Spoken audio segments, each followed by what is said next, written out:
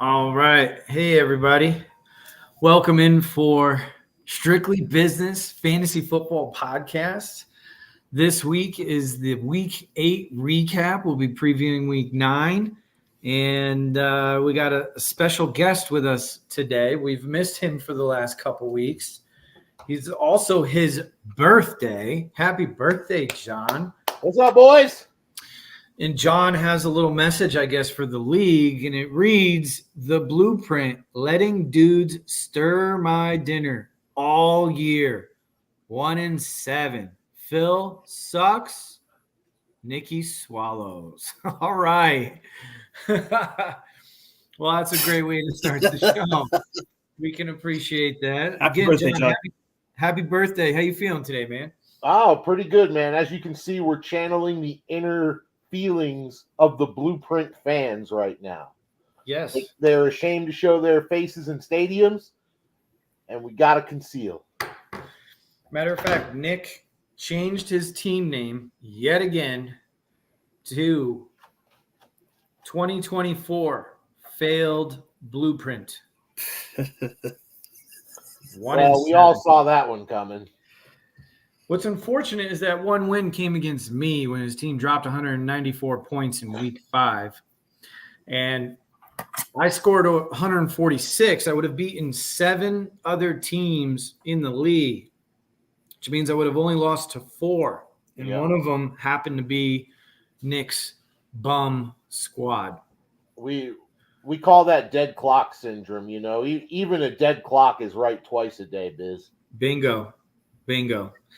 Well, we'll see if Nick has a chance to get another win this year. Well, you guys are obviously licking your chops because the last 3 weeks of the season we play our division opponents, and each of you get to play that 1-7 failed blueprint. So congratulations to both of you for that. Good job, Dave. Yeah. Dave, how are you feeling, man? Are the Denver Broncos for real? Broncos are okay, I guess. We beat the Carolina Panthers.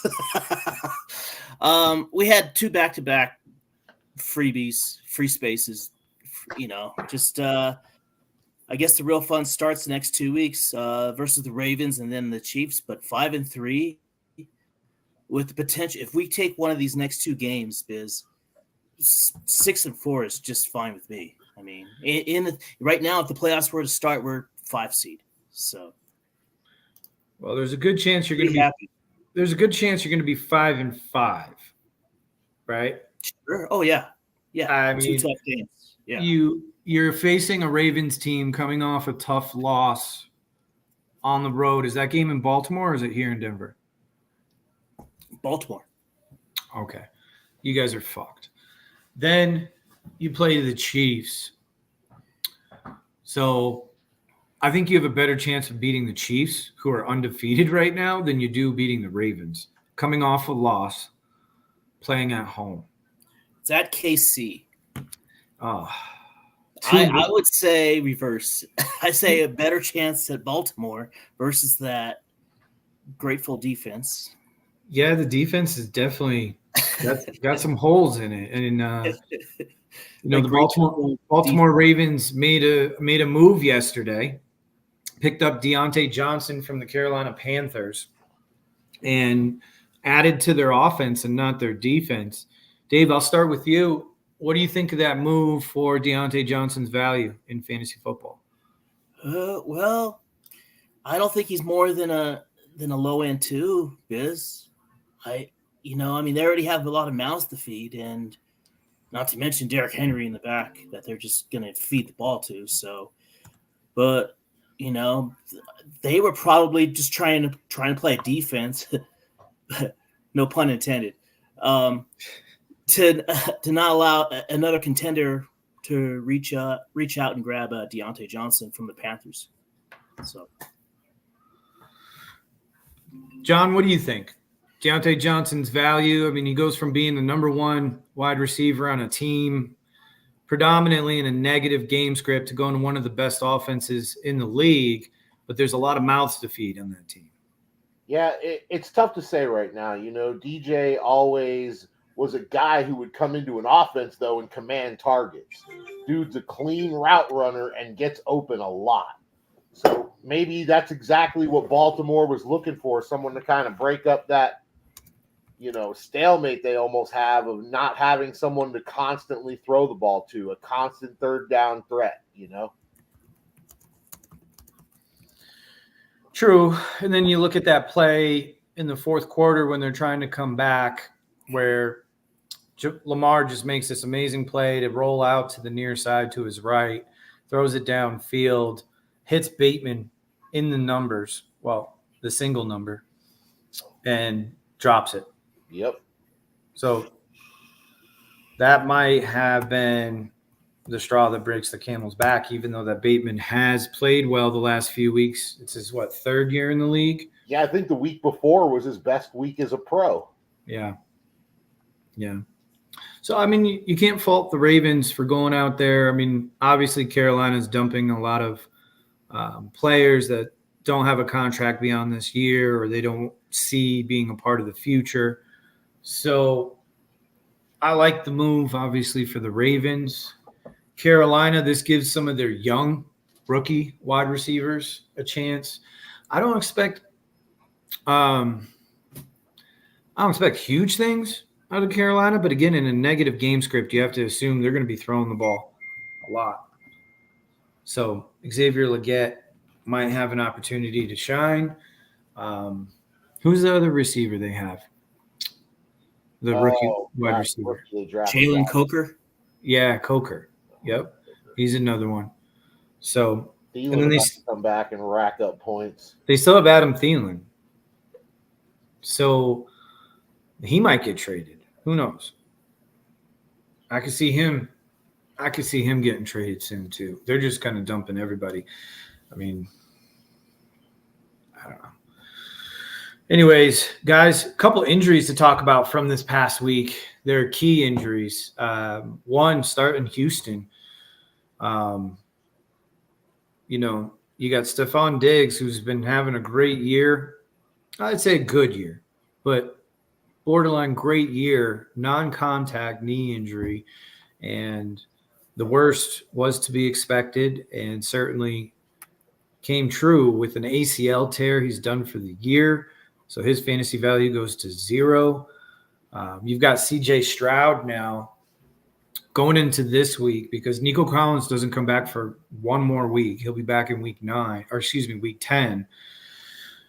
Tank Dell, you have to assume his value goes up, right? Absolutely. Yeah, there's nobody else to throw to. I mean, he shined last year. That's only for 1 week, and that's against the Jets, so they're not going to be throwing the ball a lot anyway. Yeah. So you shouldn't expect a lot out of Tank Dell this week. But then again, I mean, there's a lot of targets to go around, and he's the only lone man standing. I mean, you can't rely on like a guy like Hutchinson long-term with Nico coming back. But last year – Now Mechie got a few targets. Yeah, which I like to see. He battled back from cancer, and it's a feel-good story. He was a really good receiver in college. And then as soon as he got drafted, the news came out that he was diagnosed with cancer and missed the entire season and, worked his way back last year. And I think this is be his third year in the league. Yep, I agree. I think so. Yeah. And he's a talented player, but he just hasn't had a chance. And then they still have Woods, who's seasoned veteran, but again, on the decline, of course, creeping on 30, if not over 30 years old. You can't expect a lot out of Robert Woods.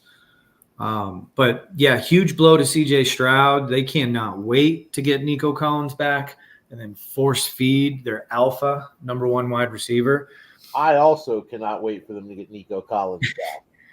Yes, we know. It's something you've been talking about since you picked up Nico Collins. What was it, the same day that they put him on IR? Yeah, I actually traded for him right after he went on IR. Okay.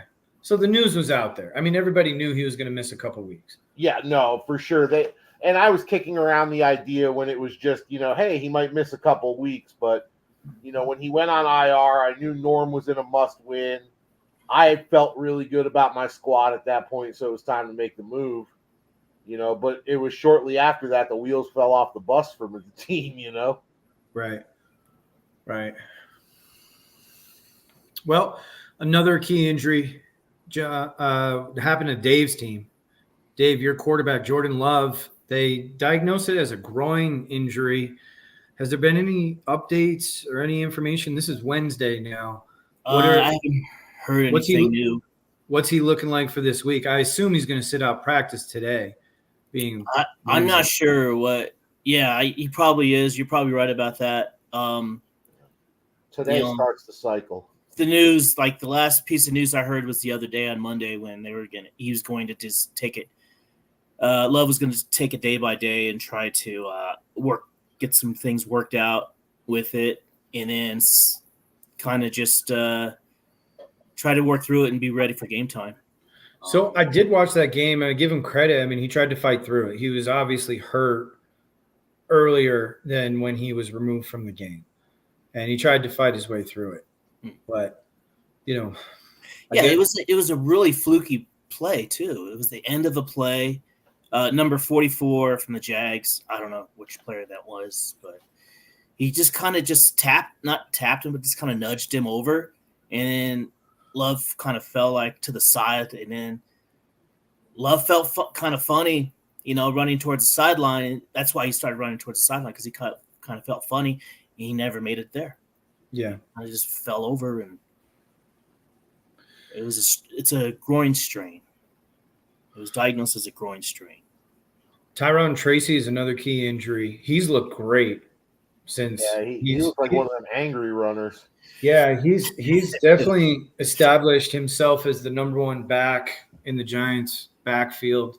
He left the game late with a concussion. He is in the protocol. Not a good sign for this week. Usually it's an 8 to 10 day injury when you have a concussion diagnosed. So don't expect him this week against Washington, which is unfortunate because you would think the Giants should be able to move the ball against Washington. What are some of the other key injuries? Any injuries that you guys want to talk about on your teams specifically? Maybe not on my team, but Christian Kirk. I mean, he's supposed to be one of the players rumored to be traded to. Yeah. Good call there. I heard talks of him going to Pittsburgh potentially, and that's off the table. Broken collarbone. He's already had surgery, done for the year. Flex play, wide receiver 3, had some boom weeks. Trevor Lawrence has been playing better. It's not to say much, but he has been playing better. And then Brian Thomas Jr. also had a chest, rib. They don't know what to call it. I was at John's house yesterday, and we were joking because earlier in the morning, they're like, yeah, Brian Thomas could miss 2 to 4 weeks. And then like an hour later, they're like, he could play this week. Like, what the fuck is going on? Right, Brian Thomas is practicing and nobody else is. Yeah, exactly. He's just out there running phantom routes.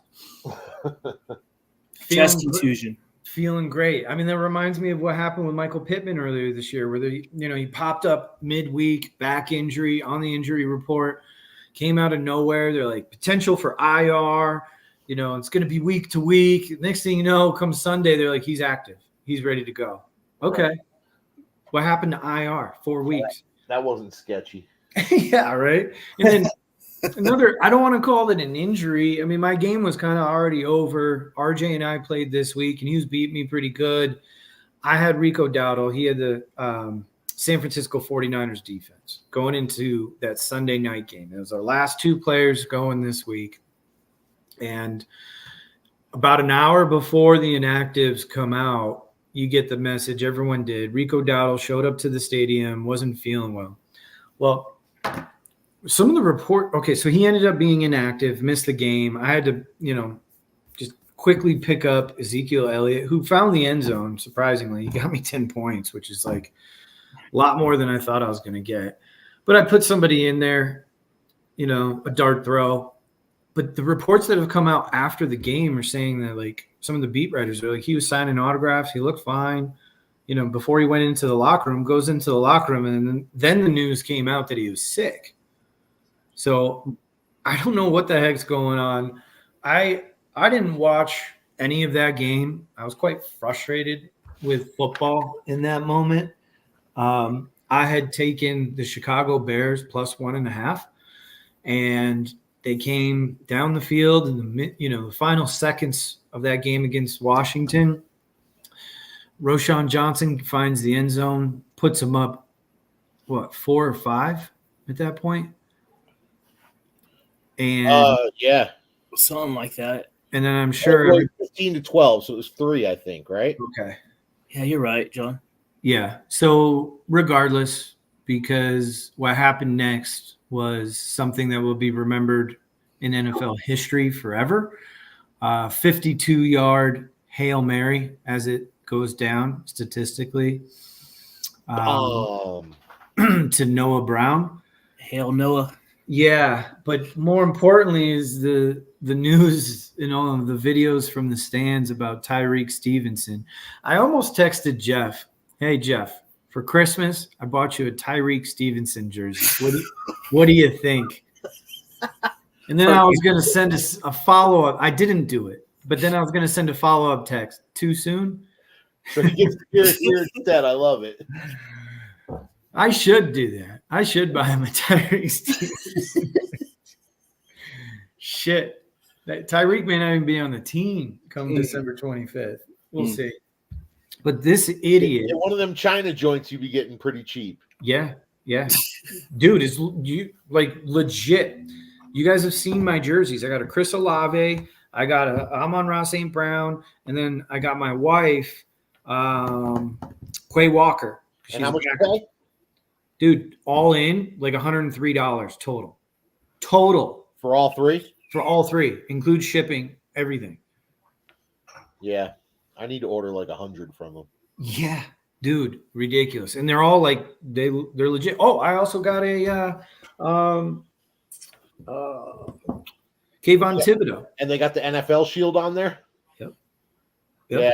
I got a guy who make them cheap as shit, but he won't put the NFL logo on it. Yeah. They also got the Nike tag, like down on the lower left or lower right. It shows the size. It's legit. It's a legit knockoff, right? Now, the only thing is on the Thibodeau jersey, the NFL logo. Yeah. Right below the NFL logo is an NY because it's a white jersey, so it's the royal blue. And the NY and the NFL logo are just like the smallest, slightest smidge uncentered from where the V cut comes in. Sure. And I pointed it out when my dad was in town and I threw it on from one of the Giants games. And he's like, I would have never noticed if you didn't point it out. Like, that's how small of a detail it was, but I saw it. I noticed it. Yeah. But either way, dude, like everything else is legit, stitched, like legit. So yeah, for all 4 of those, I think total I spent for all 4 under $130 because I ordered them at different times. So I can't recount exactly how much I spent. But my wife loves the Quay Walker jersey. She's not even a football fan, but her favorite number is 7. Quay Walker rocks number 7 for the Packers. So I got her a Packers jersey. Anyways, moving on. So a couple key injuries, some season enders with Christian Kirk and Stephon Diggs. A couple of those. I'll be back in 1 sec. Sure. A couple of those injuries that might be nagging, such as a groin injury and a concussion and things like that. We do have some key players that are coming back next week, which we'll highlight more next week. CMC, fingers crossed. This is the 49ers bye week. This motherfucker was drafted number 1 in a lot of drafts, including this one, in which I had the number 1 overall pick. I took CMC because the reports were that week that he was going to play. Well, here we are 9 weeks later, and the dude still hasn't played. So let's just hope he gets on the field. Yeah. He plays, he gets on the field. Obviously, I'm going to be starting him if he's active. Obviously, everyone's going to start him, with the chance. With the chances that we know that Shanahan's not going to step into it, lightly. He's jumping in. He's cannonballing into that motherfucker. If McCaffrey's going, he's getting 20 carries. He's getting 8 targets. Like, I sure hope so. I need a full workload out of them. That's for sure. That's for sure. Because they have a really good schedule the rest of the way after this week, their bye week, Sure. with defenses against the run. So, all right, with that being said, guys, let's roll right into week 8. We are 2 months, 8 weeks into the season, and we have no clarity as to who the best team in our league is, whether that's record, projections, or opinions. Let's dive into this. I reached out to Dave before the weekend, right? And I was like, Dave, who's the clear-cut best team in our league, right? And Dave's like, as soon as Carl mops up the floor with you this weekend, it's going to be Carl. I did not say that. Dave would say that. Yeah. Dave talks the most shit in the league. Tell you what. No, what I did say, Biz, was if Carl has a strong week and beats you, John, then I would think Carl's the clear-cut one in the league. What's the difference in what he said and I said? There is no difference. I heard it both ways. What John said is just funnier. Let's get through the breakdown, and then I will ask you guys, and I'll answer that question as well. Who you think has the best team? And the one caveat with that question is you can't pick yourself. So we'll get into that when we start doing the standings. So first, let's start with my game. This is another one here where I knew going in that the odds were stacked against me because I've played 2 teams this year. Nick, who was 0-4 in week 5. Nick ran me out of the build. Well, yeah, he beat me by 40 points. RJ, 2-5 coming into this week, had lost 5 straight. So you have to think the fantasy gods are just stacked against you. The team is due for a good week. And I told RJ that. I said, your team's due this week. I didn't like the matchups. Usually when you get that vibe, it's not going to end well for you. RJ moves up to 3-5, put up the most points he's scored all season, just like Nick did in week 5. 179.28. My team did not really show up with a 122.66. I still would have beat Dave, still would have beat Nick, still would have beat Ryan. But nonetheless, 122.666 isn't going to get it done. Let's get through this. Jalen Hurts had a monster day. 3 touchdowns on the ground, 1 in the air, and that touchdown was to Devonta Smith. 37 points, his best game of the season. I just picked him up last week, so let's hope the good times continue to roll. Pat Mahomes, he had a pretty good game against Vegas. That game was a lot closer than people thought. Vegas held in there and finished final score 27-20. Pat Mahomes and the Kansas City Chiefs, they are now 7-0. They just find ways to win. Wow. Kelsey had a big game. You'll see down here because RJ has Kelsey. 10 catches on 12 targets, 90 yards and a touch. Amari Cooper, thanks for showing up, buddy. Appreciate you. I've already highlighted the Devonta Smith. He came back. Then what really killed me this week were, again, I mentioned the Ezekiel Elliott for Rico Dowdle last-minute swap. I wasn't expecting more than 10 points out of Rico, so I'll take it. But the Detroit game, this game was 14-14, and then they absolutely imploded on Tennessee. And a lot of it was in the return game. Kick return. You see this Amari news? What? Amari's not practicing today with a wrist injury. They said he sustained in the game on Sunday. Good for Amari. I mean, maybe after he injured his wrist, he was just a decoy after that. Did Josh Allen throw so hard that he broke his wrist? Good question. But we all know Amari's a baller and he plays through injuries. The first week with Dallas, when he got traded there midweek, he played 33% of the snaps. This week, he only played like 55% of the offensive snaps. So he increased, but also keep in mind that this Baltimore game was kind of a blowout too, 31-10. And honestly, like that game could have been much worse. They pulled the starters in the fourth quarter. Mitch Trubisky was in with like 10 minutes to go in the fourth quarter because I think it was 31-3 at that time. Yeah, one of the things your cousin predicted about the Bills this year is that Mitchy Biscuits would have a couple of full quarters of football this year. Yep. Which makes sense. I mean, they have a really good offense. Their defense is, holding its own. Or is And- Seattle really that bad? Is Seattle really that bad?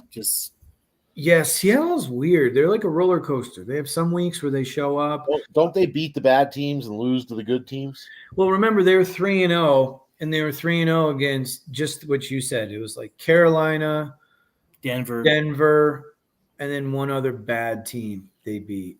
They beat Detroit, didn't they? No. They lost that game. It was close, but they lost that game. And also this week, Seattle played without DK. Yeah. Metcalf. I think they only ended up with 200 total yards of offense.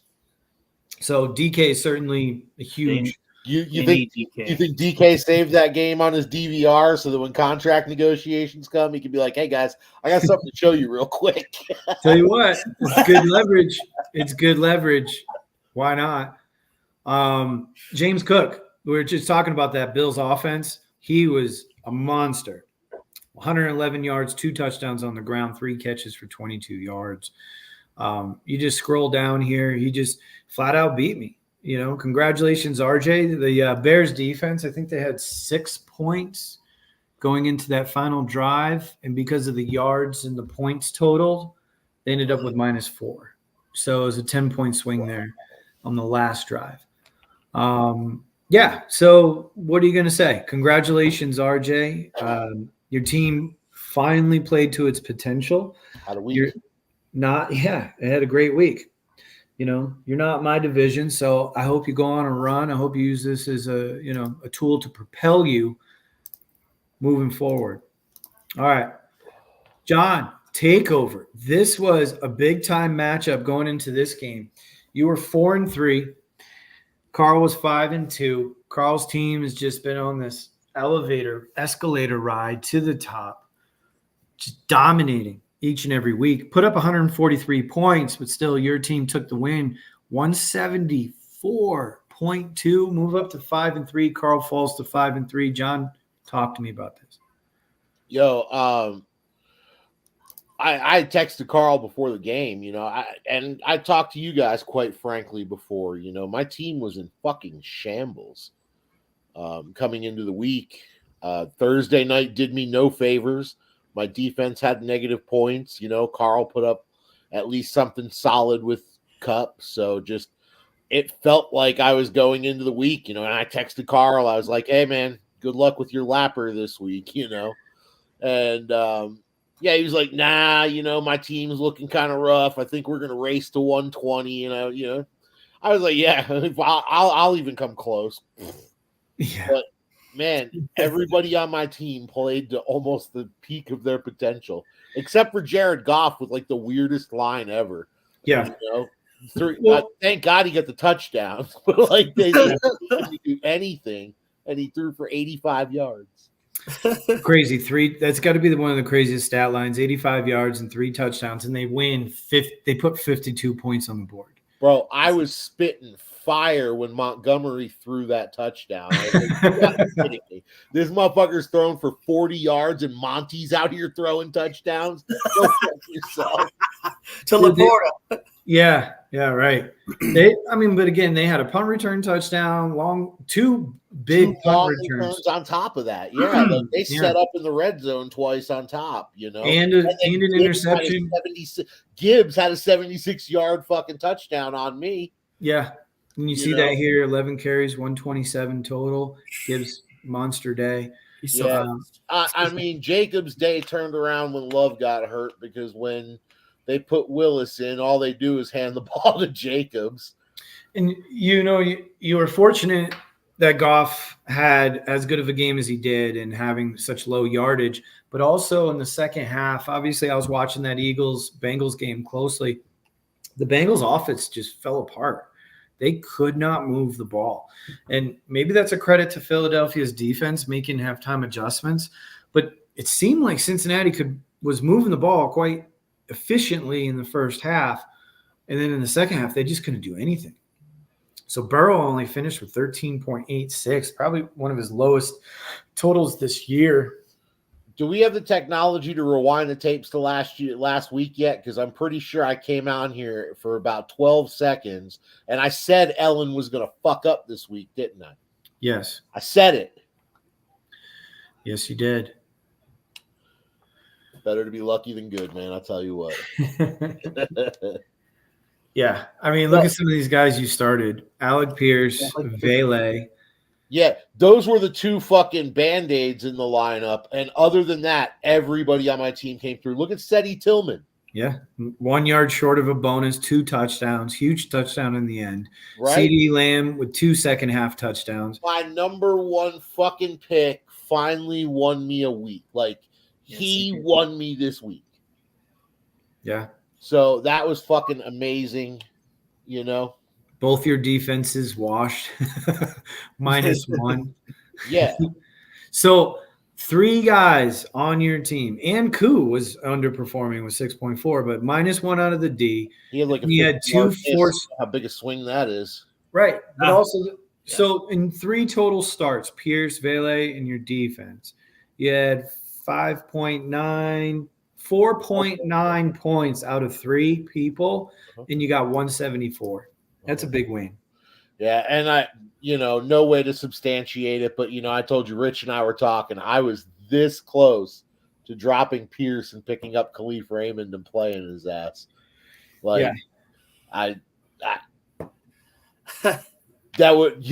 that a yard out of fucking Cedric Tillman. He has a new nickname now. Who's that? Leaf. Leaf. Just calling him Leaf after the game at the press conference. All right. Wow. Yeah. Wow. So again, John moves up to 5-3. Carl falls to 5-3. Biggest win of my year so far. I mean, I came in with the white flags up, and my team said, "Fuck it, we're putting you on the back, and we're carrying you this week, big boy. Let's go." STD buckets 147.9 in my own way, 135.14. Rich falls to 3-5 after I think he made a comment to you saying he was going to win out. STD buckets moves up to 4-4, even though Stroud, again, mediocre day, 285 yards passing, but only 14 points to talk about here. Jaden Daniels, monster day, went over 300 yards, and his only touchdown was on that final Hail Mary. And Nikki gave him the kiss of death and said, "Rich, you just won the game on that Hail Mary." Not so fast. STD Bucket said, No. Is Nikki the new norm? Is that what I'm getting? Now Nikki robbing people? He got domed big time. He got domed. Pollard was 6 yards short of the bonus. Saquon went over the bonus, but no touchdowns because Hurts had all of them. Joe Mixon, another monster day. I mean, he's a workhorse beast. 26 points. Joe Mixon, average points per game is the number 1 running back this year. Really? Yes. Over Saquon and over King Henry. Mixon's having a fucking year. Yeah. And your cousin good. Your cousin has hated Mixon since he's been drafted. Hated him. Yeah. And we may have changed the Manny Sanders rule to the Joe Mixon rule. But how many games did Mixon miss this year? Do we know? 3. And it had Rich traded for him, and then he got hurt. Yeah. Yeah. He had the high ankle sprain. It was a primetime game. Was it a Thursday night game? I don't remember, but yeah. Mixon's out of here. Yeah. Rich is on it. I mean, the pick of the first round was either Saquon or Jefferson. I mean, we talk a lot about CJ Stroud, but that has turned into a power running team. Yeah, which is crazy because they could not run the ball last year. They had them and the Bucks had the 2 lowest yards per carry average because Stroud doesn't run. He looks to throw. He only runs when he absolutely has to. Olave for Norm, 14 targets, 8 for 107. We talked about Diggs. Diggs was having a good game. Now he's done for the year. He's already been dropped in our league. George Kittle on tight end day goes over. And that's another thing to talk about is all the damn tight ends. I think it was a record for the amount of receptions and I think I heard a stat that tight ends on any given week were averaging 6.5 touchdowns. We had 13 tight end touchdowns on Sunday. Not even talking Monday, just Sunday. Kittle, he's right up there at the top. McLaurin went over 100 again. Jacoby Myers came back, 6 for 52 and a touchdown.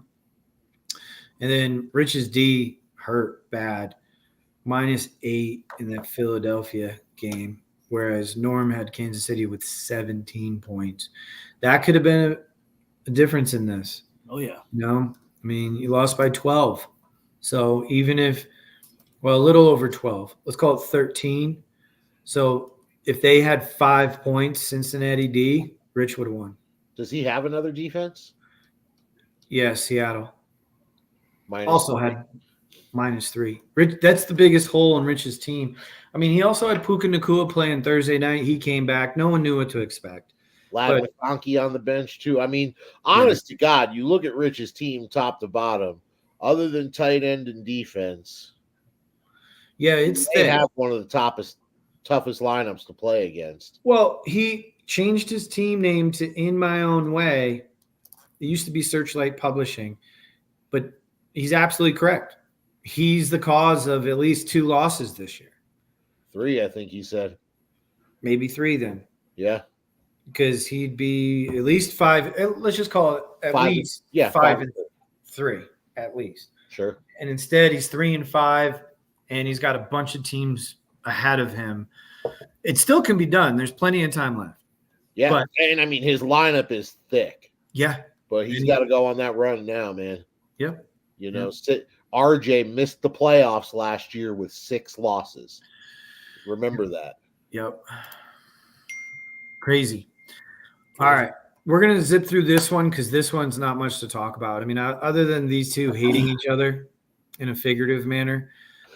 This is the rivalry of the week. Well, it was. You know, It certainly was. And it definitely on group chat did not disappoint at all. These two definitely fire shots back and forth. All right. Before we start really breaking it down, I mentioned this to you the other day when we talked, right? I got to shout out Phil. Phil this week may have played the single biggest dick move I've ever seen in fantasy football. The biggest fuck you to my opponent, the biggest wiggle my dick at him, and then fucking destroyed his team, right? And if you're not quite catching where I'm going with this, Nikki's team, which was Caleb's nail salon or something, at the time, Caleb's ass consisted of Caleb Williams, Roma Dunze, Cole Kmet, and Keenan Allen. So 4 of this dude's starters are Chicago Bears. And what does Phil say? Phil says, fuck you, fuck your Chicago Bears, you're a fucking idiot. I'm going to play one of the worst statistical defenses in a defense-driven league, and I'm going to play the fucking Commanders against you. Yep. My defense is going to shut your shit down. They scored 7 points. He had Philadelphia on the bench. He had Tampa on the bench, both playing good offenses in Cincinnati and Atlanta. But as John said, Not laughing. as John said, fuck you. I'm going to start Washington. Phil? Congratulations. Phil's another one. Fucking done, sir. Phil has another one. He's got a really, really good team. He's got the number 1 quarterback in the league in Lamar. He's got stud running back after stud running back. He's got Bijan, Kyron. His wide receivers are certainly lacking. He's gotten a couple good weeks out of Cade Otton since he picked him up. Javonte Williams as well. But then if you look down here, he's got Jonathan Brooks. Who knows what that's going to be? And then they don't show the IR spot here, but he's got Isaiah Pacheco. Who's And I think he back picked week 11, possibly. Possibly not coming back, but he picked up Pacheco in that deal where he traded Nick Caleb Williams. Then faces Nick and just And yo, how about this would have been a great week for that Kyler Marvin Harrison stack too? 1 week after he trades them away. Well, that would have been at least 50 points, right? Yeah, I think Marv and Kyler, between the two of them, they scored at least like 50-something points At least. total. It would have made it at least closer. But, yeah, Phil just sat his hairy asshole right on Nikki's fucking bushy eyebrows this week. Oh, fuck. So I put some pushy eyebrows on the back. there you go. Phil moves up to 5-3. Nick is now 1-7. All right. Dave, talk me through this pathetic matchup here. Well, there's nothing to talk about. I just got lucky. This was I'll tell you right now, I was just playing lucky. I mean, Love goes out with an injury in I think beginning of the third period or towards the bottom of the end of the second period. Yeah, It's bottom only of the fifth inning. 4 points. And that was right after throwing an interception. Can you guys still hear me? Yes. Yes. Oh man. Yeah, we can hear you. Hello? I think We- Dave thinks he's gone. We can hear you. Can you hear me? Yes. Yes. Of Dave. course. All Of right. course, it would I went freeze right offline. when we're breaking down your game. You're back. With I'm an back. epic breakdown too. So yeah, I mean, I got a pretty decent game for my running backs, but Jaden Reed disappeared with only 7 points. AJ Brown had not one of his crazy games, but a 10.9 point. Yeah, I mean, just I started the right defense, the Chargers, versus the New Orleans Saints with their second and third string quarterbacks. It was over the Lions, who was playing the Titans. So I just every point helped me win. And like I said, it took some luck. It took luck this week, and hail to the fantasy gods for letting me win. Yeah, and Ryan has a quality team. It was just a really bad week for his team. You look at it, you've got King Henry did not do much, 73 and a touch, 14 points. That's okay. But Kenneth Walker, 6 points. Smith and Jigba, under 10. McMillan, who was one of the pickups of the week, 7.2. Neighbors, 7 for 71. Just everybody was under 10 points. His kicker and his defense were the highest scorers, along with Henry and Darnold. When your top scorer is 22 points, you're going to have a bad week. Dave, be fortunate that you would have only beaten Ryan and Nick this week. No, only Ryan. Just Ryan. Oh, really? Yeah. Oh, that's right. Only Ryan. Wow. There was one low score. There was only one lower score than my squad this week, fellas. Wow. And I pulled it out. Dave is definitely getting the Nicky treatment of the schedule this year. Your team is 5-3, brother. Congratulations. At first, I felt like that was me this year, but you know what? I've lost the games that I was supposed to lose, and I've won games that I was supposed to win. It's brutal. Fantasy football can be so agonizing. 1 week you're hot, the next week you're not. I Okay. need just one win like that this year. Just once. I need a win where I can put up 112 and get a win. Everybody needs a win like that. Oh, yeah. Maybe it's your year, Dave. I'll Maybe take it's time, or maybe it's time to do a fucking deal. It's his regular season, that's for sure. Yeah. Bring in some fresh faces to the roster. Trade good old Biz, AJ Brown. Let's work some magic. I'll trade for Jaden Reed, too, just saying. White Boy Rick, 129.82. We heard it, John. He's 4-4. He falls to make Bears great again. Jeff is on a heater, 162.5. His team was 1-4, has now won 3 in a row, and is 4-4. Josh Allen had a really good game, but again, they didn't need him in the fourth quarter, so he took off. He exited. Brock Purdy had a pretty solid game. I mean, anytime Purdy outscores Allen, you got to be happy about that. Aaron Jones, DeAndre Swift. Who is this? Who is DeAndre Swift? He started off in a historically bad stretch this season. Yeah, and the minute they fucking threatened him with Roshan, he's been fucking running like Jesus. I think like the first 3 games, he was averaging 2.1 yards a carry. 3 straight weeks. Look at this. Week 1, 2, and 3, he had a total of 16 points, 16.4 points. Since 26, 19, 19.9, their bye week, and then this week, 23.9. Woo. He's now the 15th ranked running back points-wise. Breece Hall did not show up. Nick Chubb did not show up. Garrett Wilson did. 5 for 113. Drake London did not show up. Debo was in and out of that lineup. George Pickens had not 1 but 2 touchdowns. Could have had called back. 1 was a touchdown, and they had a penalty.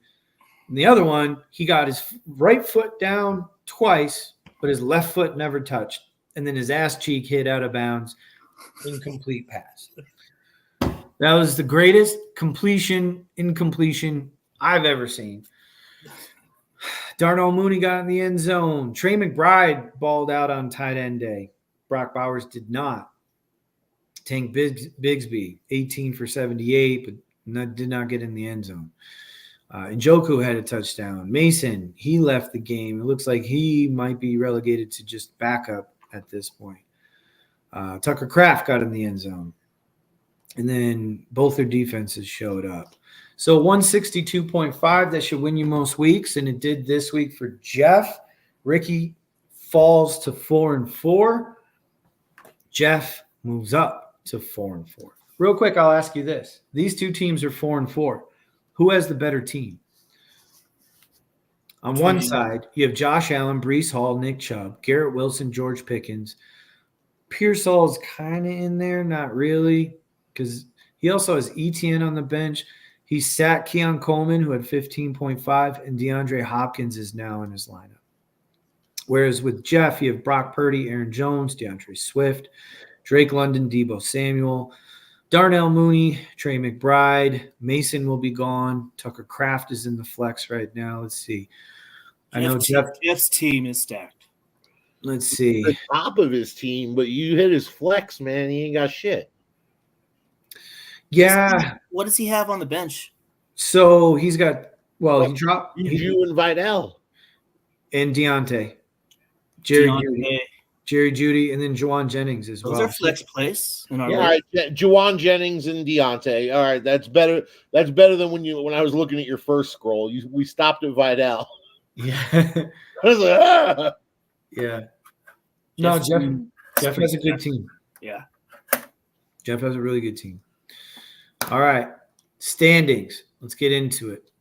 Now, in the red flags, I was the only team this week to lose. I fall to 5-3. Now I'm in second place in our division because of points. Phil has me beat right now by 56 points. Yeah. And then Jeff and Norm are both 4-4. So this division is extremely tight. 1 game. Mediocreville. Everyone in this division lost this week. So Carl retains the lead at 5-3.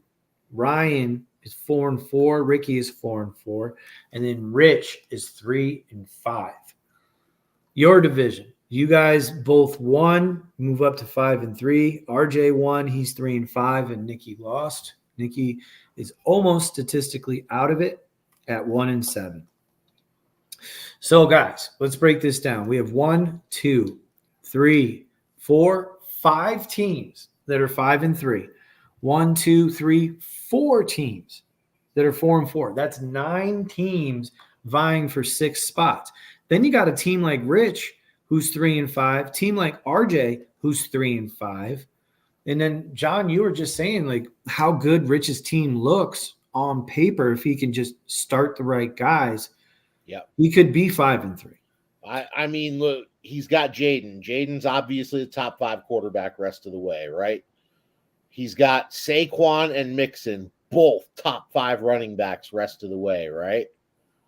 He's got Justin Jefferson, the fucking number 1 wide receiver. And who are his other wide receivers? He's got a thick crew. Yeah, I know he's got Jalen Waddle, Puka, Jalen Waddle. Then he's got McConkey. Or no, not McConkey. Yeah, he's got McConkey. Yes, lad. Yeah, Lad McConkey as well. So, and I know we're forgetting someone big. I'm looking. I'm getting there. I am too. In my own way. Oh, Terry McLaurin. oh, geez. Yeah. Right? So his top 3, Jefferson, Nakua, McLaurin. He's also got Jacoby Myers, who's a solid flex play. Yeah, Lad McConkey, Rashad Bateman, blah. But, yeah, he's got a really good team. And he's at 3-5, which is scary. I've already played him, thank God, because he's got a good team. Now, the biggest issue, though, is McLaurin and Daniels bye week, I think, is week 14. So that's crucial. That's crucial. Yeah. Let's see. Yep, week 14. So it may come down. It may come down to it. It may come down to it. Then you have the 4-4 teams. You have Ryan, Ricky, Norm, and Jeff. Out of those 4 teams, we talked about Jeff's team being a really good team on paper as well. Where do you guys see those 4-4 teams ranked? Excuse me. I think Ricky has a really good team. All right. Sorry, I had stepped away. Who were the other 4-4 teams? Ricky and who else? Ricky, Everybody. Ryan, Jeff, and Norm. But you look at Ricky's team, he's got Josh Allen, Breece Hall, Nick Chubb, Garrett Wilson, now Keon Coleman, DeAndre Hopkins, Brock Bowers, Bigsby, Njoku, Travis Etienne. George Pickens is on bye this week. That's a good team. Norm's whole roster is going to turn over twice. Yeah. Excuse me. Ryan's team, right now he's starting Geno Smith this week, but he's got Derrick Henry, Kenneth Walker. His wide receivers are struggle bus. Malik Neighbors is his best receiver. Michael Pittman, JSN, Jake Ferguson, who hasn't done shit. Jalen Warren's on a bye this week. He also has Jameson Williams, who's going to come back from suspension. And instead of Geno, he has to choose from Baker and Sam Darnold. Okay. So I give Ricky's team an edge there. And then between Jeff and Norm, since they're in the, I would say it's a slight edge for Jeff. Jeff's going to start Kirk Cousins against Dallas this week. Aaron Jones, DeAndre Swift, Drake London, Deontay Johnson, Darnell Mooney, Trey McBride, because San Francisco's on a bye, which means Debo and Juwan Jennings are out, Jordan Mason's out, Brock Purdy's out. And you have to think when CMC comes back, that offense should have an uptick as a whole. Let's look at the 5-3 teams. So you've got my team and Phil's team.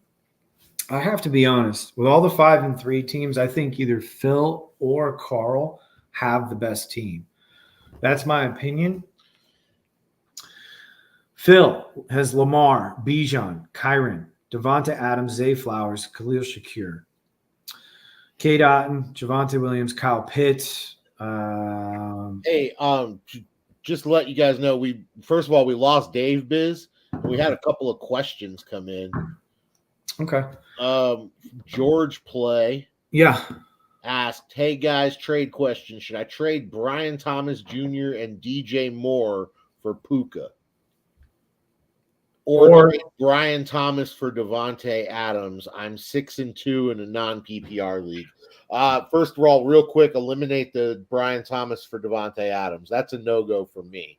Devontae's not been great all year, on top of the fact that Jets have just been a rolling dumpster fire, whether it's Zach Wilson, Aaron Rodgers.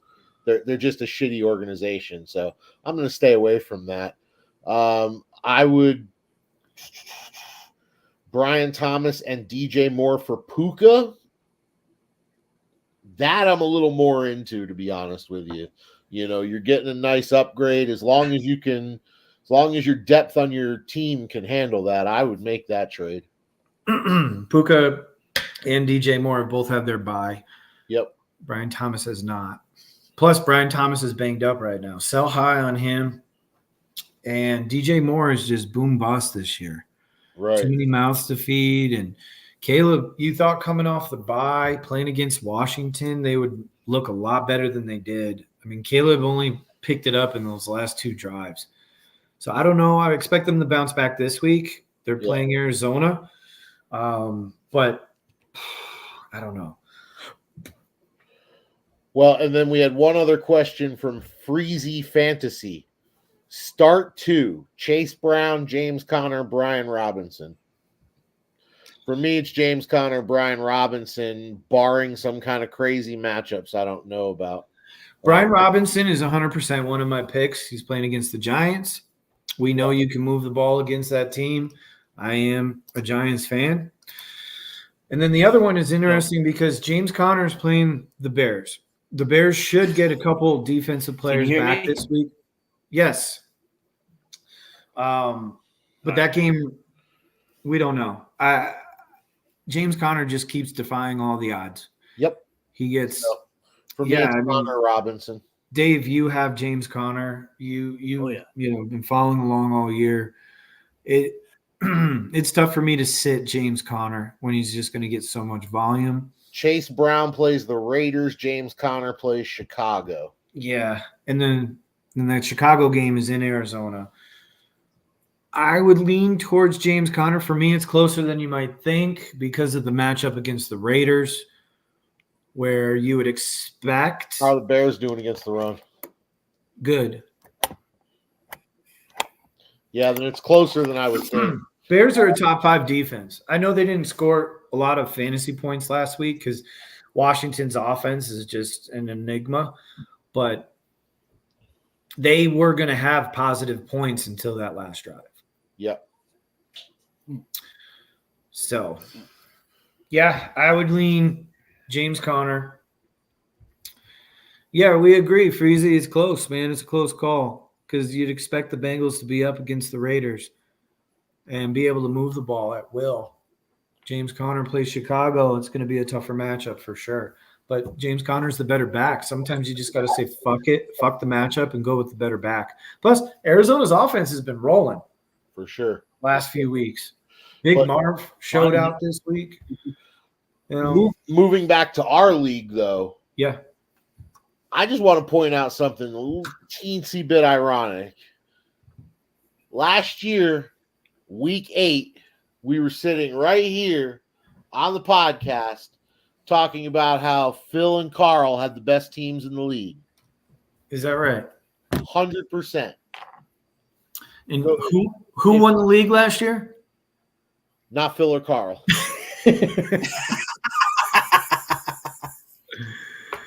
Anything can happen.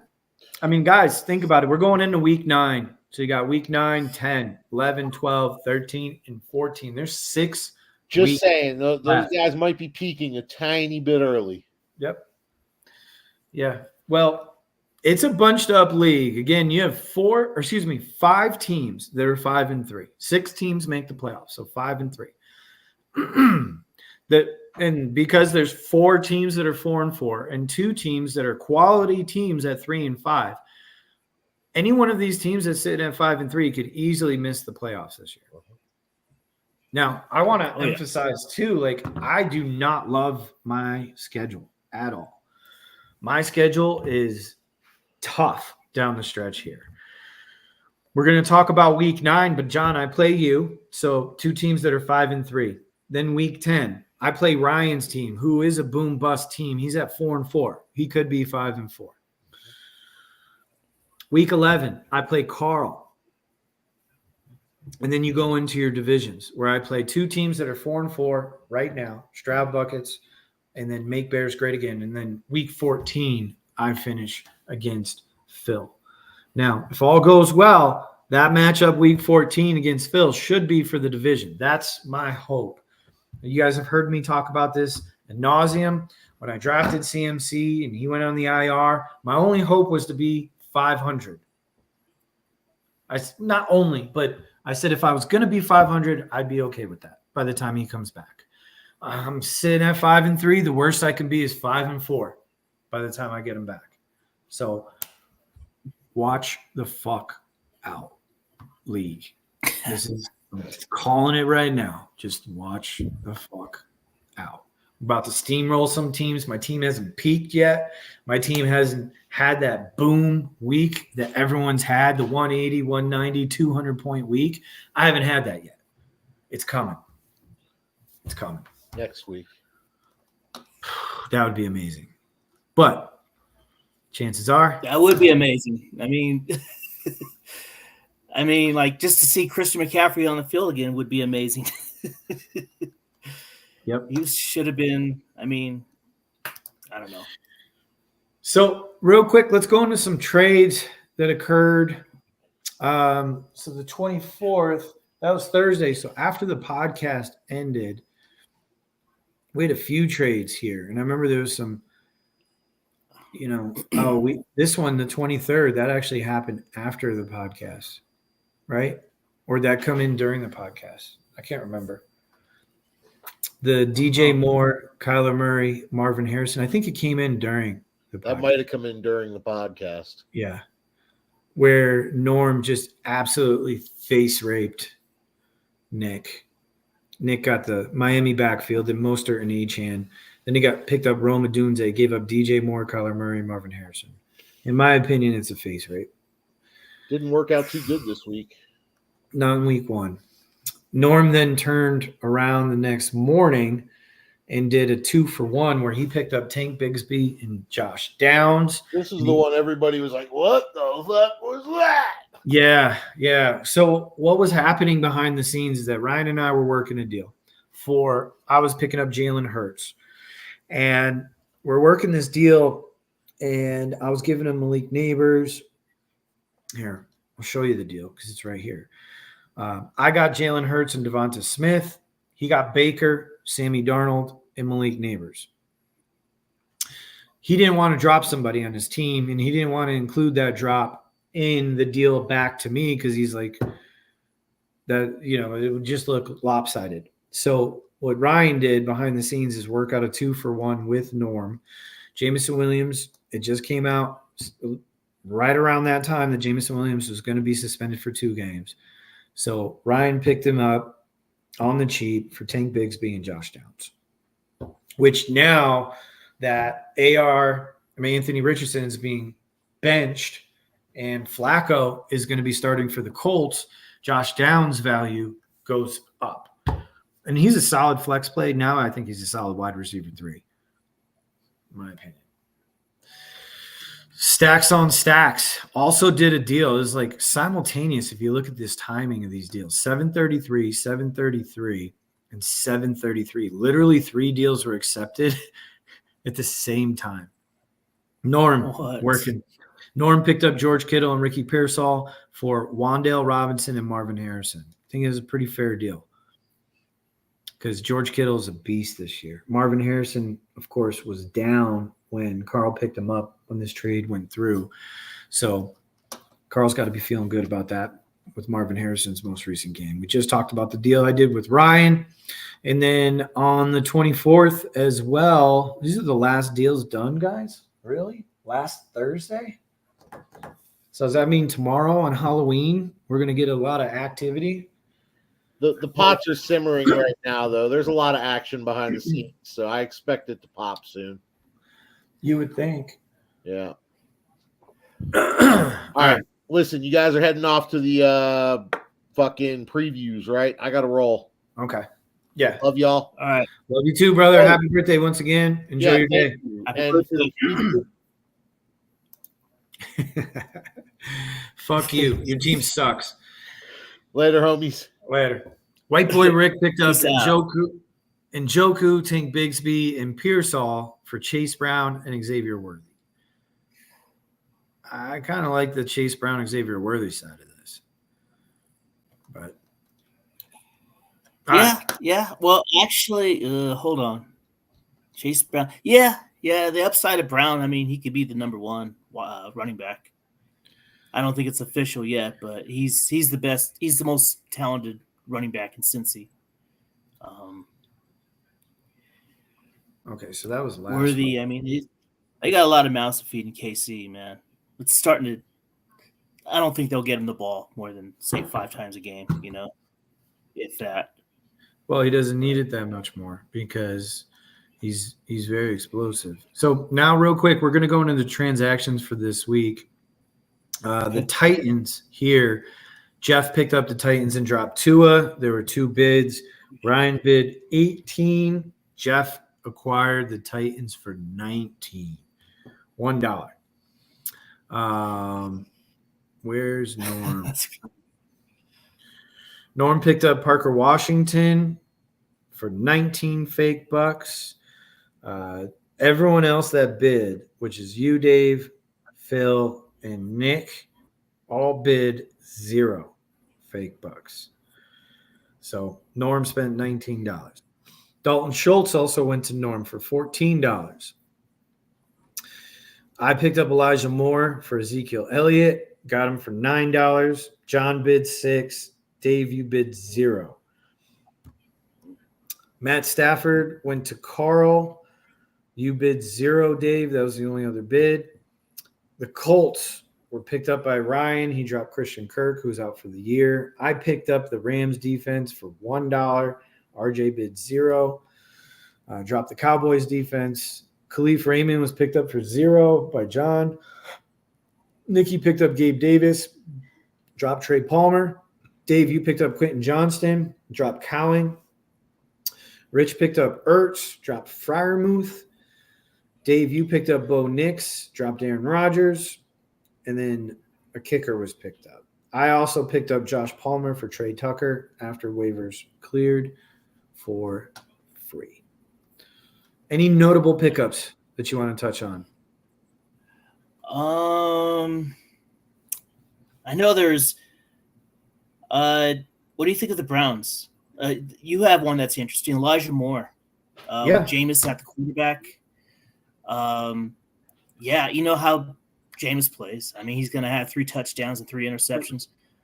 But the thing is, everybody's involved, Everyone's involved in that offense, I think. Yeah, obviously it's an uptick for Njoku, for Cedric Tillman, for Elijah Moore, for Jared Jeudy, and for Nick Chubb. The offense actually looked like an NFL offense this week, and they looked explosive.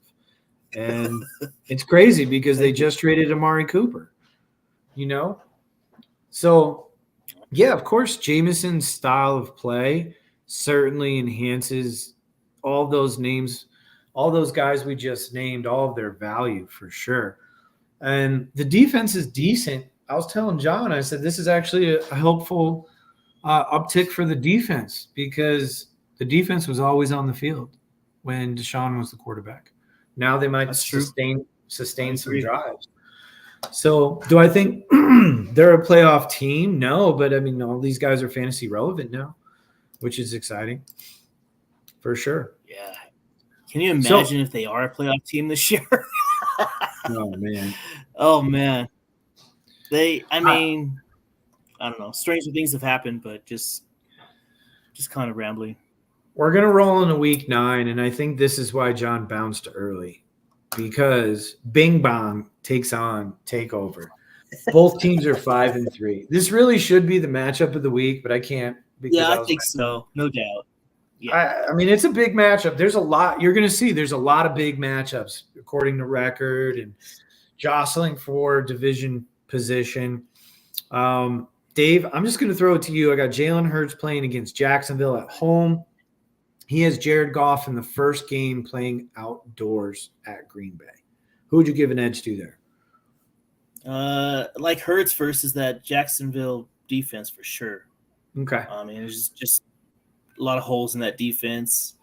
Jacksonville's going to have to put up points in every game, so no doubt Hurts has got the clear edge here over Goff. Okay.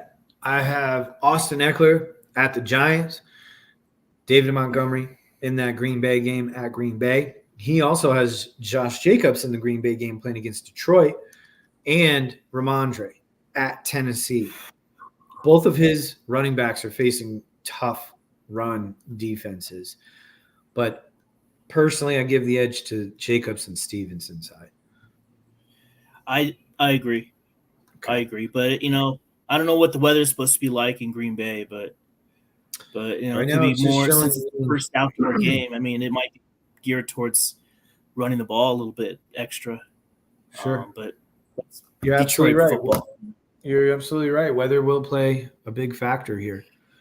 Next, we have Sun God, Devonta Smith, and Amari Cooper, all with decent matchups. He's got DK Metcalf, who's questionable, probably should play, CD Lamb in Atlanta, and Cedric Tillman against the Chargers. Which side would you lean towards here, Dave? Well, I think if DK plays, I like the DK side. Okay. Cedric Tillman, he had an awesome game. I mean, I don't think that's a flash in the pan. I think Cedric Tillman, he's probably the guy there in Browns, on the offense. For sure. Evan So, Ingram. yeah, I against- get a slight edge to that side, Biz.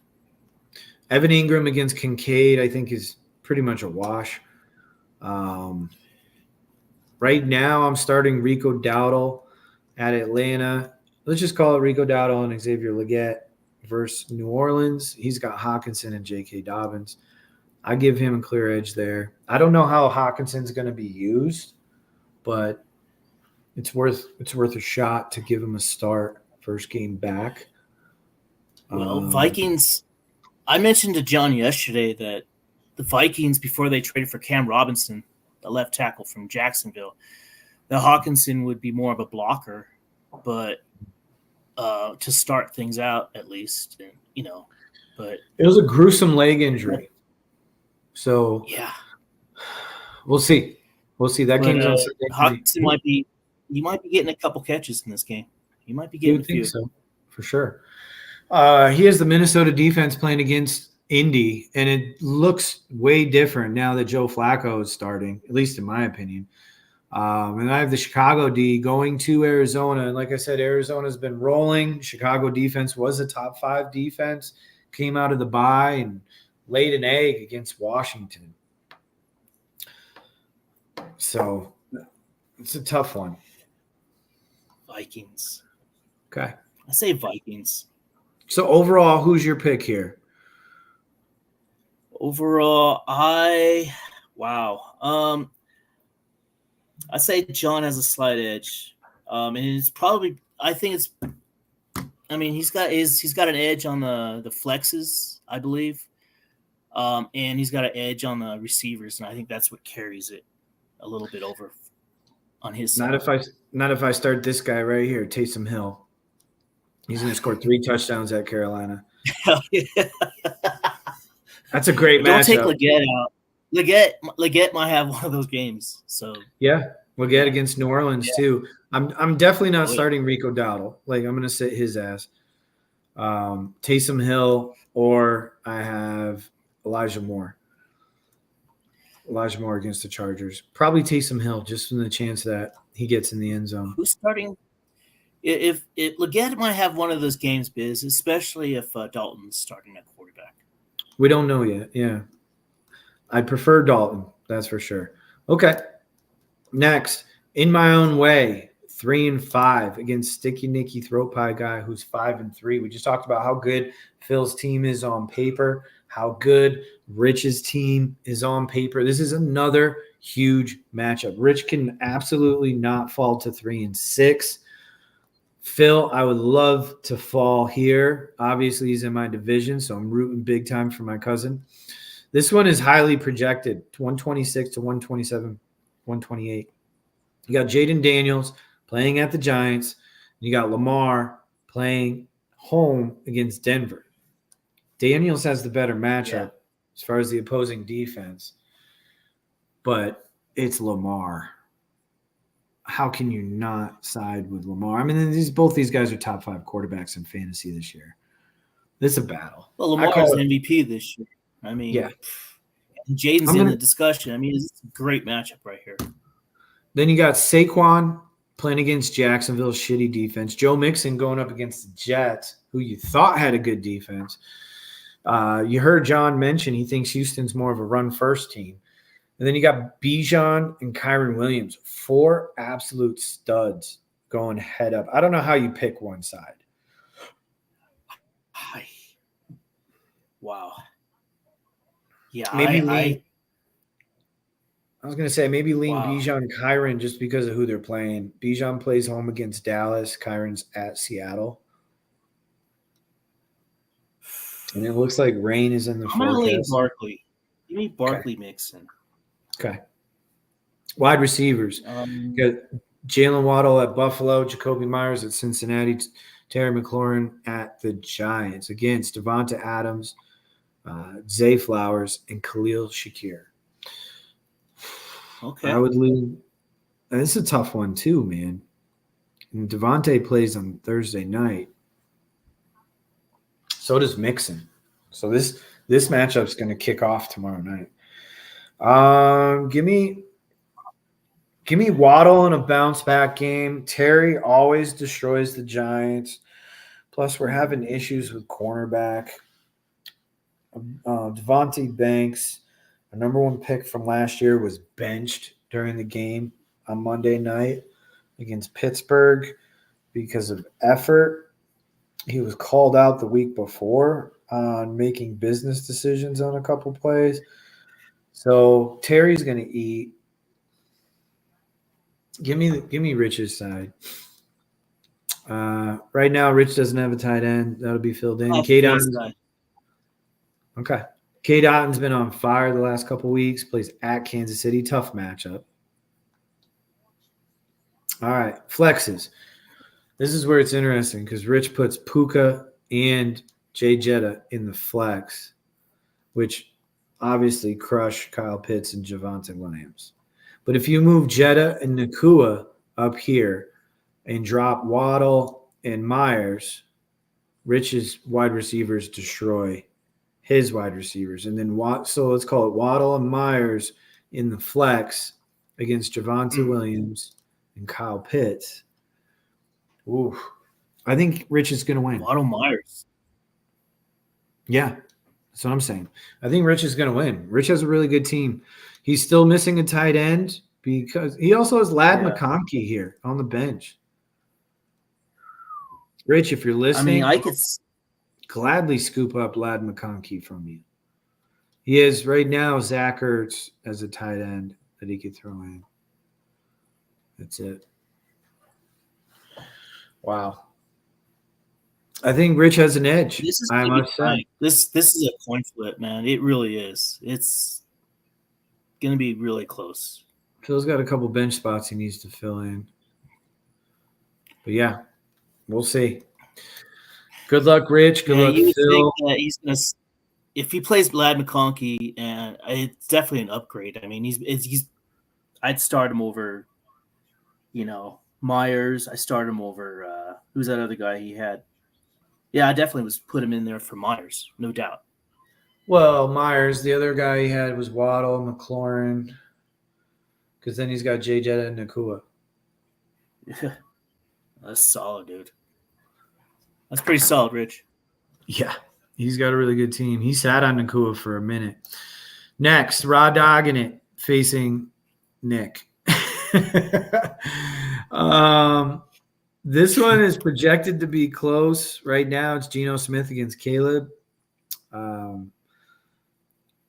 don't know. I don't even know. I was just going to call it a pick 'em. Let's move on. I don't even want to give this game that much of effort. You got the Miami backfield against King Henry and Kenneth Walker. I would lean heavily towards Henry and Walker. For sure. The wide receivers, Malik Neighbors, Michael Pittman, JSN, Tyreek, Keenan Allen, and Rome. Whew. Malik plays Washington, and he balled out against Washington in our first game. But Give me the Neighbors side. yeah. Well, especially because, again, with Flacco being in there, Pittman gets a big boost. And that game's on Sunday night. Yeah. All right. Ferguson and Andrews. Who knows? Right now, Ryan has Jalen Warren in his flex. Obviously, that won't be the case because Jalen Warren's on a bye.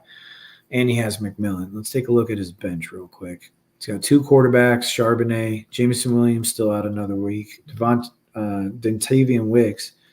That's really all he has. Well, Wicks is a good play. He's going to have to play Wicks then, right? As of right now, yeah. I mean, he could make a move. I mean, He should make a move. I still don't know Love playing or not. I mean, we still don't know. Love did not practice today. No practice. No, and we expected that. It's Wednesday. Darius Slayton and Cole Kmet for Nick. And then you got the Cleveland defense playing the Chargers, Indy's defense playing Minnesota. You also have Denver's defense at Baltimore and Green Bay's defense home against Detroit. So not great matchups for Ryan's defenses. Either way, I give an edge to Ryan. You agreed? Agree. Okay. Let's get into this next matchup. Let's fly through these. And we'll do yours last. Stacks on stacks against Make Bears. Great again. Again, I'll be rooting hard for Carl because Jeff is in my division. Carl comes in at 5-3, just lost one. Talked about this. Jeff was 1-4 on the season. He's won 3 straight. You got Joe Burrow playing against Vegas, going up against Kirk Cousins, playing home against Dallas. Kirk has that boom potential, but he's really only done it in 2 games, and both games were against the same opponent, the Tampa Bay Buccaneers. So that's crazy. Yeah. I think Joe Burrow has a bounce-back week. I mean, they got beat up pretty good by the Eagles this week in the second half. I think Burrow bounces back. And if that's the case, then Carl's going to have a clear edge in this matchup. Gibbs and Hubbard. Hubbard plays against New Orleans. Gibbs is at Green Bay.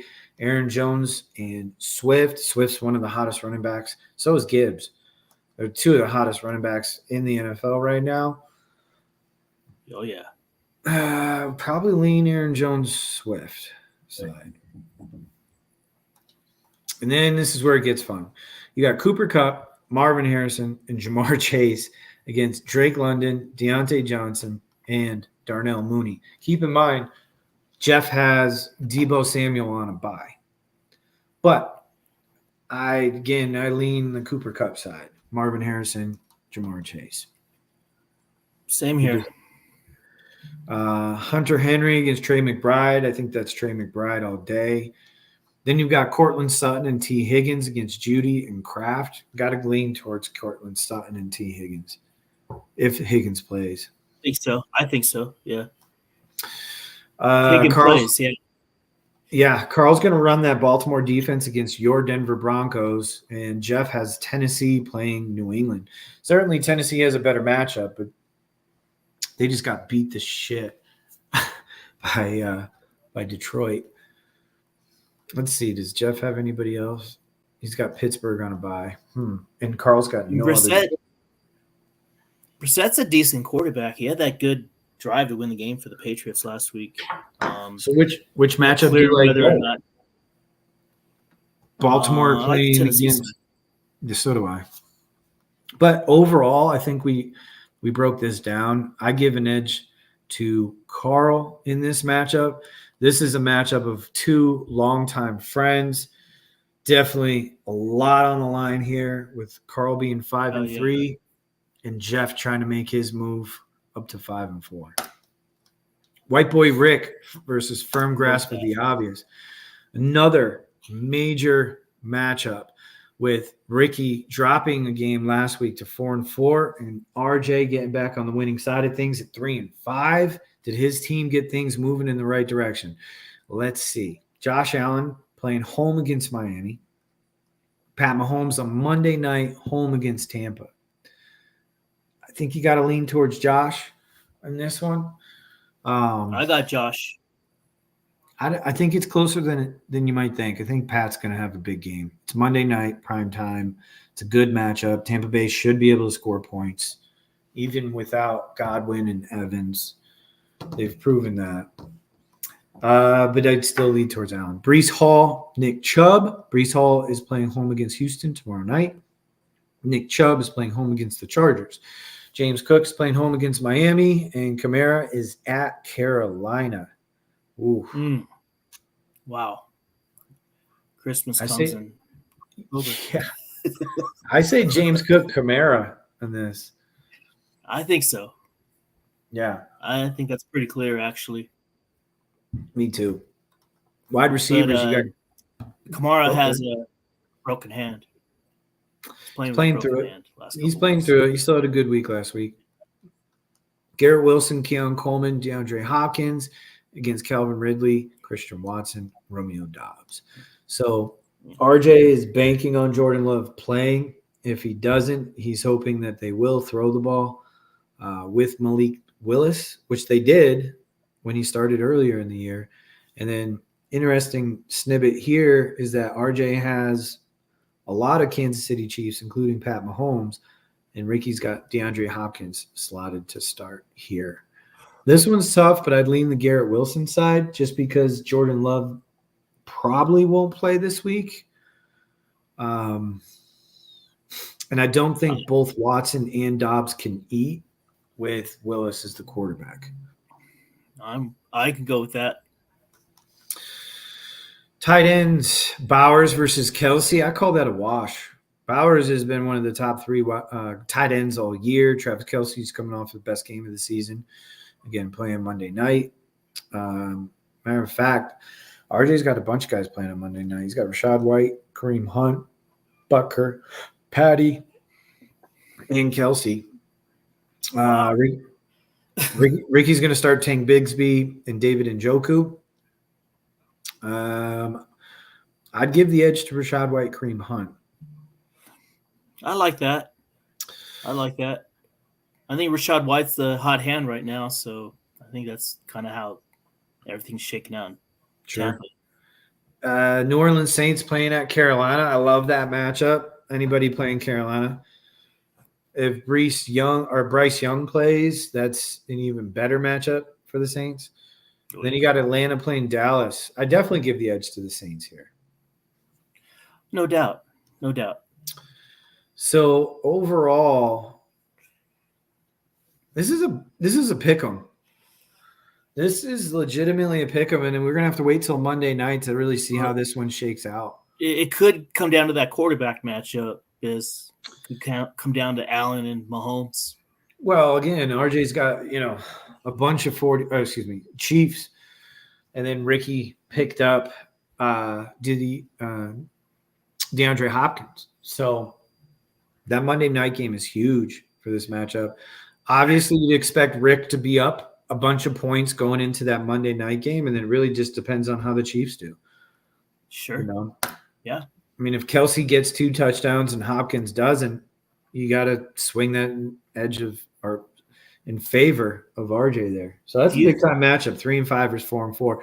This one too. That's probably going to happen anyway, right? It's going to be Kelsey's going to get more targets than D-Hop.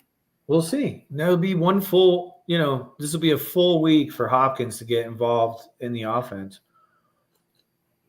I would definitely lean towards Kelsey, though, of course. I think there's no question about it. STD buckets this week, huh, Dave? Yeah.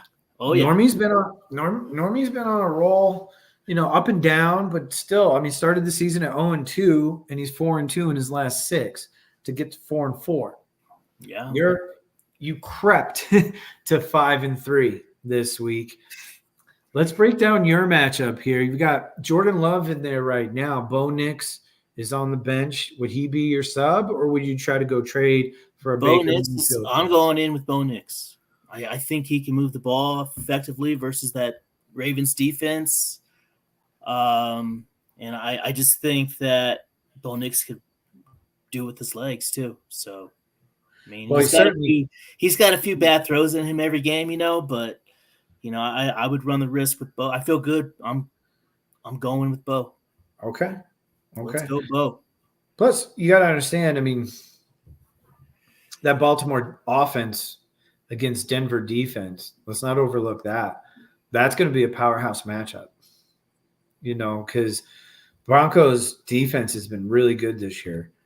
And that Ravens offense is amazing. But I just think coming off a loss, going home, playing Denver, it's a tough matchup for Denver. A pissed off Ravens team. Yeah, that's what I mean. But you never know. You never know, right? I mean, you saw the Ravens lose week 1 and then go home and play the Raiders, and everyone thought they were going to blow the Raiders out, and they lost to the Raiders. So it can happen. He's got C.J. Stroud playing tomorrow night at the Jets, but I've heard there's a lot of workings behind the scenes where Stroud may not be his quarterback this week. We'll see. Madison and Brian Robinson against Tony Pollard and Chase Brown. Ooh, it's a tough one because Brian Robinson also has got a good matchup. Madison's got a good matchup. Chase Brown has a good matchup. Tony Pollard probably has the toughest matchup. But I think it's pretty even. I mean, yeah, I like Madison going against that Cincy Bengals defense. Yeah, isn't bad. I mean, yeah, but Chase Brown on the flip side is going against that Raiders defense. But Madison's been the clear bell cow back in that backfield over the last 3 weeks. You've got Jordan Addison, A.J. Brown, Jaden Reed. He's got Olave, DJ Moore, and Tank Dell. This one's tough too because I would lean towards you just because Jaden Reed is a really good wide receiver. I think DJ Moore is going to bounce back this week. It's kind of been his season where he has a dud and then he has a good week. Okay. Chris Olave playing Carolina. It's a juicy matchup. And Tank Dell playing tomorrow night against the Jets is not a great matchup for Tank Dell. I love A.J. Brown against Jacksonville. I love Addison against Indy. And I think Jaden Reed, doesn't matter who the quarterback is, they're going to find ways to get him the ball. That's why I lean your side in this. Okay. Laporta and Schultz. Laporta. Moving on. Connor and Taylor against Downs and Worthy. Again, I would have to lean your way just because you got two bell cow backs. Even though Downs gets Flacco, Xavier Worthy's boom bust playing on Monday night. Dave, I think you're in the driver's seat here. You got the Chargers playing at Cleveland. That's a tough matchup. We saw what Cleveland did, and then he's starting Kansas City against Tampa. Ooh, I'd say that's a wash between those two. So overall, based on what I picked, how I'm leaning, again, Norm's team, it's only Wednesday. Norm's team is not going to be the team you see here. But if it were, I would lean towards you, even starting Bo Nix. That just threw up in my mouth saying that. Let's go, Bo. But hey, I'm rooting for you double time here because Norm is in my division. I need you to beat Norm. That's it. I'll do my best. I will do my best. No easy wins in this league. Yeah. All right. So before we sign off, I was going to say we got a couple of comments. I know Xenon, they've commented to us before in redraft full.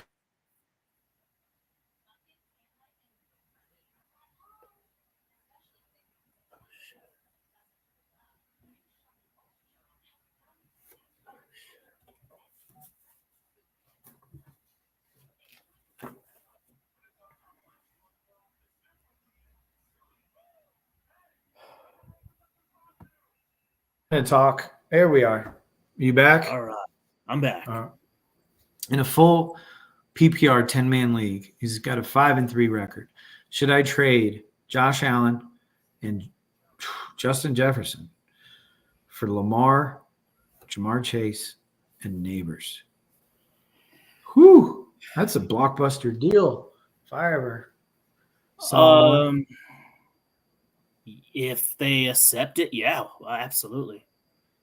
Yeah, I mean, I think it's win-win for both sides, really. I mean, Neighbors is like that extra piece. Pull the trigger.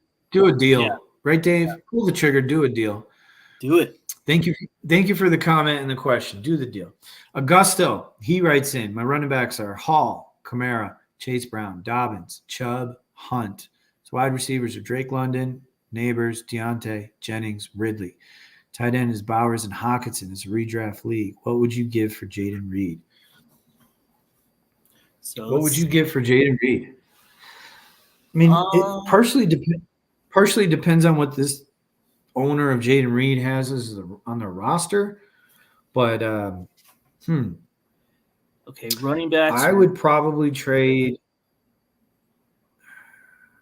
I would trade J.K. Dobbins for Jaden Reed. That was my answer. Dobbins came to mind first. Sell high on Dobbins. Huh? That's pretty even. Yeah, but sell high on Dobbins a little bit. Jaden Reed, I think, is a stud. My question, though, is why would you I guess you need a wide receiver, yeah. Yeah, maybe package J.K. Dobbins, J.K. Dobbins and Jennings and see if you can get a little something back, like maybe a bench. You don't really need the bench running back. You're pretty deep at running back. Maybe another wide receiver back. I mean, your team's pretty stacked, bro. Yeah. Team is pretty stacked. I'm curious what his quarterbacks are. Whose quarterbacks are. Or the other option is I would maybe trade Kareem Hunt instead of J.K. Dobbins because you don't know if Pacheco's coming back. But Kareem Hunt's been getting so much work the last couple of weeks. Again, thank you for the comment, Augusto. Next is Chris Bird chimes in. Would you accept this trade? I get Tyreek Hill, Hunter Henry, and Daniel Jones for Jake Ferguson and Joey B in a 2-quarterback league and 2 flex. I already have Sun God and DJ Moore. 2-quarterback league. So he's giving up Joey Burrow and Jake Ferguson, tight end for Dallas. He's getting Tyreek Hill, Hunter Henry, and Daniel Jones. His other quarterback is Jordan Love.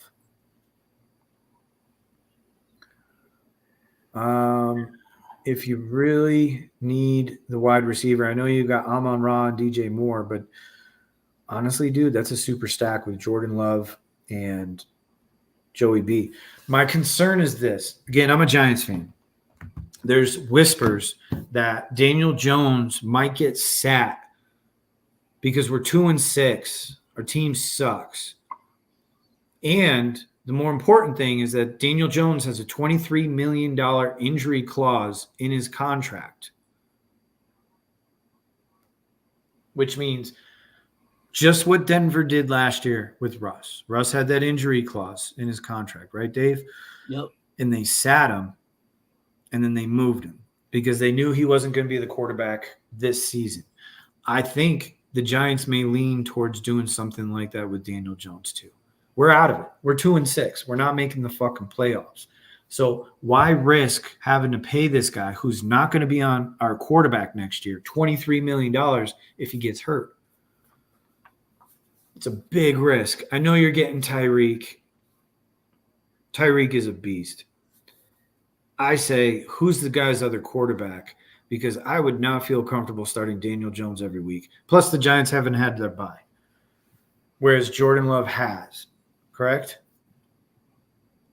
Joey B has not. I think Joey B is week 12.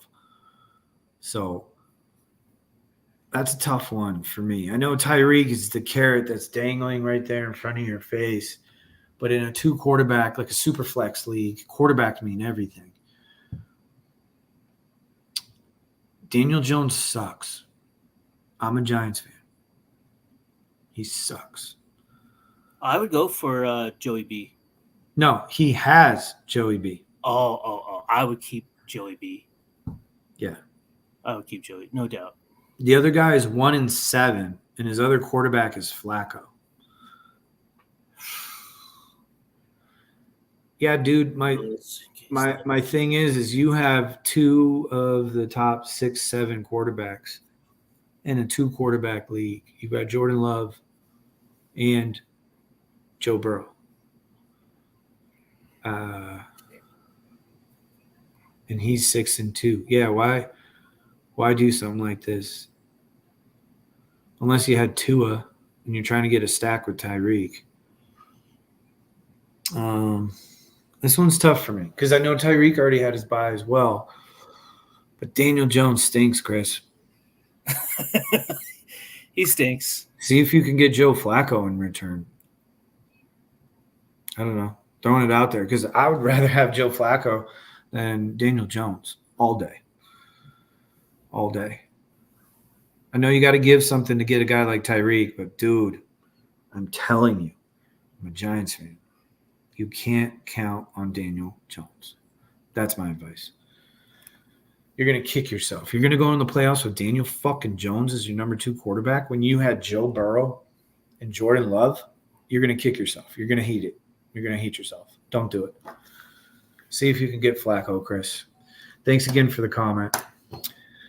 Dave, big week ahead, week 9. There's 6 weeks left of our regular season. Good luck to you. I know you got to – there's matchups, huge matchups across the league. Everyone has a huge matchup except whoever's playing Nick, and that's Ryan this week. I'm 5-3. Hey, you're welcome, Chris. Anytime, brother. Thank you, Chris. Give us a like and a subscribe if you'd like. We do this shit for fun. I mean, football is our lives. That's our hobby. Yeah, and then I got a big matchup against John. It's his birthday week. I hate to crush his hopes, but much needed win with CMC coming back, hopefully week 10. John, your team sucks. Dave, I need you to go get a win against Normie this week. Can you assure me of that, please? Yeah, I got this week. I got it this week, Biz. All right. I got it. You're gonna It's score in the more bag. You're In gonna the score more than bag. 112. Carrying it to Christmas, man. It's let's go. Ho ho ho. All right, brother. Let's do it. All right, we're gonna sign off. Thanks for everybody for joining, all the comments. We appreciate it. Again, we do this for fun, so I'm glad that you guys enjoyed as well. We'll see you next week. Have a good week, guys.